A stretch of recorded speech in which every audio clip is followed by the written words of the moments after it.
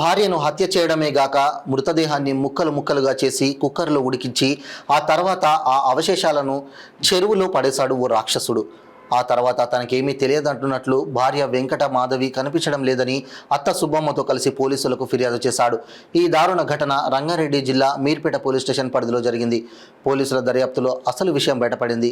వివరాల్లోకి వెళ్తే జిల్లెలగూడ న్యూ వెంకటరమణ కాలనీలో నివాసం ఉండే గురుమూర్తికి 13 ఏళ్ల క్రితం వెంకట మాధవితో వివాహం జరిగింది. వీరికి 2 సంతానం. గురుమూర్తి గతంలో ఆర్మీలో పనిచేసి రిటైర్ అయ్యాడు. ప్రస్తుతం కంచన్బాగ్లో సెక్యూరిటీ గార్డుగా పనిచేస్తున్నాడు. అయితే గత కొన్ని రోజులుగా భార్యాభర్తల మధ్య గొడవలు జరుగుతున్నట్లు సమాచారం. ఈ క్రమంలో ఈ నెల 16న తన భార్య వెంకట మాధవి కనిపించడం లేదంటూ అత్త సుబ్బమ్మతో కలిసి గురుమూర్తి మీర్పేట్ పోలీసులకు ఫిర్యాదు చేశారు. మిస్సింగ్ కేసు నమోదు చేసిన పోలీసులు దర్యాప్తు చేపట్టారు. భార్యాభర్తల మధ్య గొడవలు ఉన్నాయని తెలుసుకున్న పోలీసులు గురుమూర్తిని అదుపులోకి తీసుకున్నారు. తమదైన శైలిలో పోలీసులు విచారణ చేయగా షాకింగ్ నిజం వెలుగులోకి వచ్చింది. తానే భార్యను హత్య చేశానని గురుమూర్తి ఒప్పుకున్నాడు. తన భార్య మృతదేహాన్ని ముక్కలు ముక్కలుగా చేసి కుక్కర్లో ఉడికించి ఆ తర్వాత వాటిని జిల్లెలగూడ చెరువులో పడేసినట్లు పోలీసులకు తెలిపాడు. గురుమూర్తి తెలిపిన విషయాలపై ఆధారాల కోసం పోలీసులు ప్రయత్నిస్తున్నారు. మృతదేహం అవశేషాల కోసం పోలీసుల గాలింపు చర్యలు చేపట్టారు.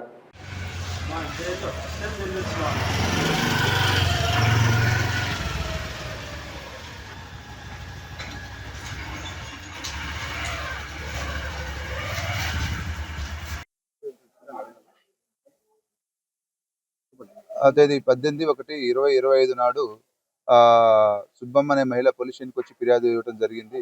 ఆ మహిళ ఫిర్యాదులో తనకి 3 కుమార్తెలు ఉన్నారని పెద్ద కుమార్తె అయినటువంటి మాధవికి గత 13 సంవత్సరాల క్రితం గురుమూర్తి అనే వ్యక్తితో వివాహం జరిగిందని, జరిగిన తర్వాత ఒక లాస్ట్ 5 years నుంచి వాళ్ళు ఇక్కడ మిరిపేట పరిధిలోని జిల్లెలగూడలో నివాసం ఉంటున్నారు. గురుమూర్తి ఆర్మీలో పనిచేసి రిటైర్ అయ్యి ప్రస్తుతం మన కంచనబాగులో సెక్యూరిటీ గార్డుగా పనిచేస్తుండు. వాళ్ళకి 2 పిల్లలు సంతానము.